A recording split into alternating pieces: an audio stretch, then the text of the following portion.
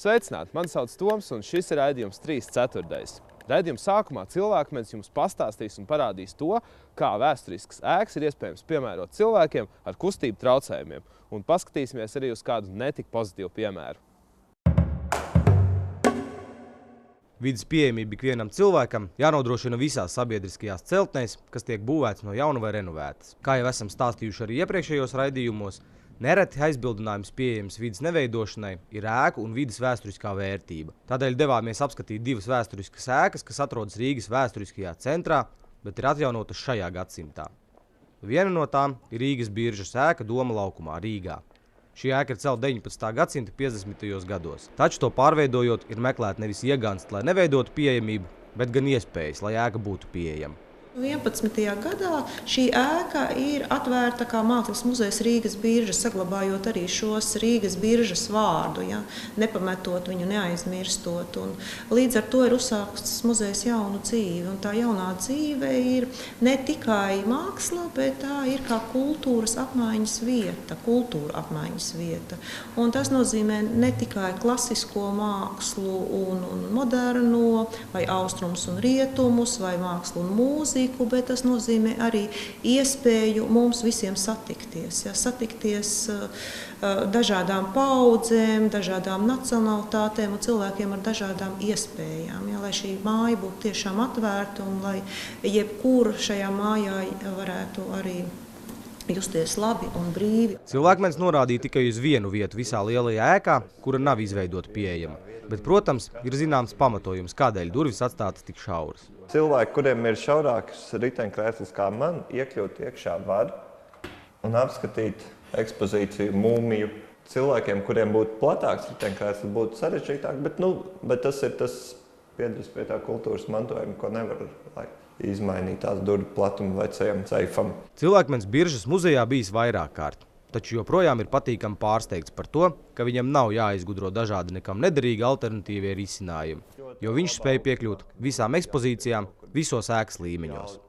Rīgas biržas muzejā ir darīts daudz, kas vides pieejamībā, un pats muzejs ir uztaisīts pieejams visiem cilvēkiem, gan riteņkrēslu lietotājiem, gan arī dažas ekspozīcijas, ko var aptaustīt un apskatīt arī cilvēki ar redzes traucējumiem. Tā kā šeit es neesmu pirmoreiz, esmu jau apmeklējis šo muzeju vairākas reizes, un vienmēr ir patīkami atgriezties un redzēt ekspozīcijas, un prieks ir par to, ka var to izdarīt. Un iespējas ir. Izmanto ļoti, jo tad, kad mēs veidojam ēku un domājam par šo pieejamību, mēs vairāk domājam par ratiņkrēsliem, ja, par cilvēkiem ar redzes traucējumiem, lai nebūtu tādi sliekšņi, ja, par kuriem var paklūpt, ja, vai varētu ratiņkrēslos braukt. Bet šobrīd mēs skatāmies, ka cilvēki ļoti labprāt izmanto arī citi šīs privileģijas. Piemēram, šis muzejs ir ļoti populārs māmiņām ar ratiņiem, kas brauc, jo ar mazu bērnu nevienmēr ir iespējams nokļūt izstādē, ne katram ir rocība tāda, lai varētu auklīti paņemt. Ja, šeit ir tas muzejs, kur var atbraukt un būt. Ja. Ļoti daudz arī šīs iespējas izmanto vecāku gada gājumu cilvēki, ja, jo kāpšana pa kāpnēm ļoti bieži vecāku gada gājumu cilvēkiem ir problēma, lai apmeklētu. Un līdz ar to šie lifti ir ļoti populāri. Šī ēka pašā Rīgas vēsturiskā centra sirdī ir paraugs tam, kā vidē iekļaut mūsdienīgas risinājumus, tajā pat laikā nekaitējot ēkas vēsturiskajai vērtībai un nezaudējot ēkas auru. Interesanti, kādēļ ne visās ēkās tas ir iespējams? Tas pirmkārt tā ir attieksme. Vienkārši veidojot šie restaurācijas projekti vai šīs būvniecības, jau par to padomāt pašā pirmsākumā. Mēģināt iejusties to, kā tas būtu, ja es nevarētu brīvi pati iet un staigāt, bet man vajadzētu paļauties uz citiem cilvēkiem, ka viņi man būtu šo iespēju sagatavojuši. Ja? Un ja mēs domājam jau tā, tad mēs, protams, radām vidi, kas ir pieejama visiem un kurā jūtās ērti visi. Vecrīgā atrodas vēl kāds muzejs, kas izveidots vēsturiskā ēkā, un tas ir pilnībā pieejams cilvēkiem ar kustību traucējumiem. Latvijas Bankas muzejs Naudas pasaule atrodas vēsturiskā atjaunotā ēkā. Šo vietu cilvēkmedis apmeklēja pirmo reizi, un gluži kā Rīgas biržā bija zināmā mērā vīlies, jo atkal nevajadzēja izdomāt muļķīgus alternatīvos risinājumus. Viss ir pieejams jau, viss ir ļoti labi, visur tiec. Ir lifti, ir pacēlāji, ekspozīcijas ir ļoti labi apskatāmas, ļoti viegli piekļūt klāt un redzēt visu. Varbūt dažās vietās nedaudz ir pa augstu priekš riteņkrēsla lietotāji, bet tāpatās, domājot par visiem cilvēkiem, ļoti laba augstumā ir. Man šeit ļoti patīk. Es visur tieku, visu redzu, visu var arī aptaustīt un apskatīties. Nav tādu lietu, ka tur citi var atraktīvi skatīties un spēlēties, un es nevaru ar ekspozīcijām. Nē, tāda nav. Šeit es mierīgi to varu darīt. Ēkā ir vairākas līmeņu maiņas, un, lai tās pārvarētu, ir veidots uzbrauktuvs, pacēlāji un lifti. Būvniecības procesā pat nācās kalt plašākas liftu šahtas, bet rezultāts izrādās ieguldīto pūļu vērts. Izmanto cilvēki, neapšaubām izmanto cilvēki. Es neteiktu, ka mums ir nospiedošā pārsvarā cilvēki, kur brauc ar ratiņiem. Ratiņbraucējiem vispār nav cits, viņš noteikti brauc par šiem visiem liftiem, bet mums ir diezgan daudz cilvēku, kuriem tiešām ir sākot no pensionāriem, kur mēs pensionāru grupu atbrauc, mēs redzam tur kādiem 3-4 cilvēkiem noteikti ir tā, ka viņš ieraug tās lielās kāpnes, kas ved šeit uz otro stāvu, vai ne, un viņš paliek ļoti, ļoti skumjš. Un tad mēs viņam sakām, varbūt to labprāt izmantosim. Ja? Tā kā daudzos gadījumos šī lieta ir bijusi ļoti, ļoti noderīga.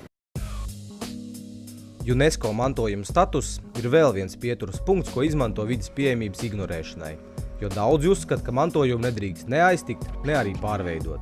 Latvijā UNESCO pasaules mantojuma starptautiskajā sarakstā ir iekļauts 2 vietas. Tas ir Rīgas vēsturiskais centrs un 2 no Strūzas ģeodēziskā loka punktiem, kas atrodas Sestkalnā un Jēkabpilī. Un šīs ir šīs starptautiskās nominācijas, kas arī ir iekļautas pasaules mantojuma sarakstā. Bet tad, protams, vēl ir atsevišķs nacionālais saraksts, kas ir kā pagaidu saraksts tām mantojuma vietām, kas vēlās pretendēt uz starptautisko sarakstu. Un šajā sarakstā mums ir iekļauts 3 vietas, kas ir Grobiņas arheoloģiskais ansamblis, Kuldīgas vecpilsēta un Daugavas loki. Jā, ja jūs vajadzat manas domas, es pieņemu, ka tas nav tāpēc, ka cilvēkiem trūkt kaut kur tādas humānas līdzjūtības un tam līdzīgi. Es pieļauju, ka droši vien, ka daudzos gadījumos vienkārši pietrūks līdzekļi, ka viņi ļoti labprāt arī to iztaisīt, jo šobrīd jau vairs diez vai varbūt runa par to, ka kāds nesaprot, kā to var izdarīt visās vietās. Mēs redzam ārpusēs iebēvētas ejas un pie viesnīcām visur, kur viņas ir, bet lēti jau tas nav. Protams, lai to visu uztaisīt, ir diezgan. Jā, var jau būt, ka kaut kādā brīdī pa brīdim, ja mēs zinām, ka cilvēki nevienmēr spēj arī iejusties otra cilvēka ādām, bet to jau mēs jūtam visās niansēs. Mēs jau esam gatavi otru cilvēku pagrūst par jebko, par valodu, par vecumu, par grūtībām, to mēs redzam visapkārt, kā tas ir. Ārvalstīs daudz pasaules slaveni vēsturiski objekti, arī UNESCO mantojumā iekļautie, ir izveidoti pilnībā pieejami ikvienam cilvēkam. Izrādās, tas var būt pat finansiāli izdevīgi. Pasaules pieredze, kā piemērs varētu minēt Loiras ieleju Francijā, kas ir arī veidojuši atsevišķus seminārus un gatavojuši materiālus par to, kā šo mantojumu vietu darīt pieejamu pēc iespējas vairāk cilvēkiem, tā skaitā ar cilvēkiem ar īpašām vajadzībām, un kā atvieglot šo pārvietošanos tieši mantojuma vietās. Un arī brīnišķīgs piemērs, manuprāt, ir Indija, kur viņi ļoti akcentē šo mantojuma vietu pieejamību un ļoti aktīvi arī pie tā strādā, ierīkojot dažādas uzbrauktuvus un meklējot šos risinājumus. Viņi arī sapratuši, ka šīs vides pieejamība ir tīri finansiāli viņiem ļoti izdevīgi, jo izveidojot šīs uzbrauktuvus un pielāgojot infrastruktūru, viņiem ir izdevies pēdējo gadu laikā arī paaugstināt turistu pieplūdumu un arī ienākumus, kas viņiem tiek samaksāti par ieejas biļetēm mantojuma vietās. Iesaku visiem apmeklēt Latvijas Bankas muzeju. Ļoti interesants, pieejams un atraktīvs. Super! Lūk, 2 šādi lieli, vēsturiski objekti Rīgas centrā izveidoti pilnībā pieejami cilvēkiem ar dažādu veidu invaliditāti. Tajā pat laikā ir viena neliela aptieka, kur esot tik vērtīga, ka tajā pieejamību nodrošināt nevarot. Aptiekas darbinieki cilvēkiem iznes ārā sliedi, pa kuru paredzēts iebraukt aptiekā. Pārliecinājāmies, ka risinājums ir nekam nederīgs. Domājiet, ka es tikšu par tādas lietas? Jums nav citas ieejas? Tāda mums ir. Diemžēl mums pēc mūsu noteikumiem. Jo te jau par tādas sliedītes vispār netiktu iekšā. No pagājušā gada augusta jau vajadzēja būt pieejamām. Mēs esam ministriem paskaidrojuši, ka mēs nevaram veidot tādas pārbaudes, kas ir kultūras vēsturiskas. vai? Jo šitādas sliedīte. Mēs jūs varam apkalpot. Jā. Bet cilvēkiem jau iekšā jātiek, jāapskās. Piemēram, augstā laikā jau, Es jums varu pienest.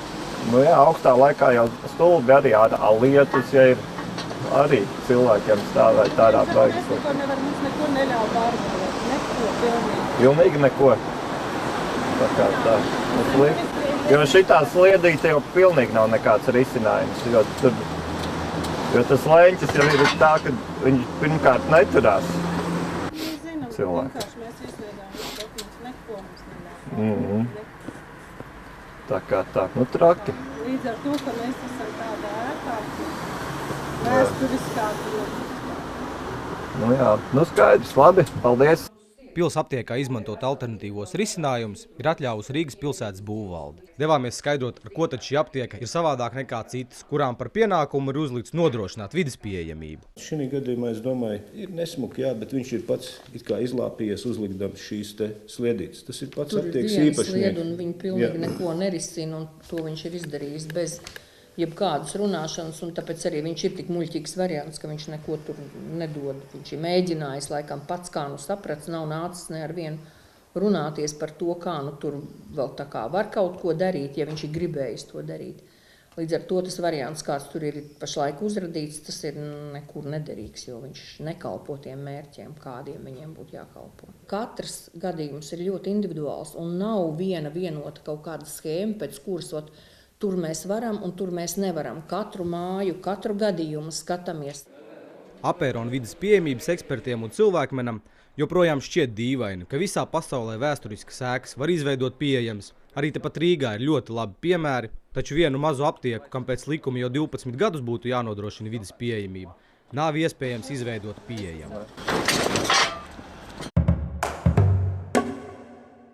Paldies par uzmanību, un iespējams, ka arī jūs esat saskārušies ar kādu interesantu vai dīvainu alternatīvo risinājumu. Tāpēc aicinām sūtīt bildes vai video uz e-pasta adresi video@aperons.lv. Un neaizmirstiet skatīties raidījumu 3/4 katru pirmdienas vakaru 8:00 kanālā RTV, arī Aperona mājaslapā un citur internetā. Lai jums veicas!